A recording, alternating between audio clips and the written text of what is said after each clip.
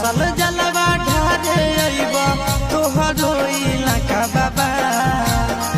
गोरखी से भिराई दह टाका बाबा तोरा चिलम चढ़ाई दह पाका बाबा गोरखी से भिराई दह टाका बाबा तोरा चिलम चढ़ाई दह पाका बाबा हर साल जलवा ढारे अइब तोहरो इलाका बाबा हर साल जलवा ढारे अइब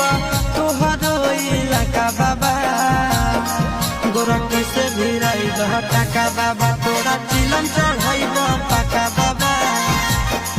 गोरखी से भिराई दह टाका बाबा।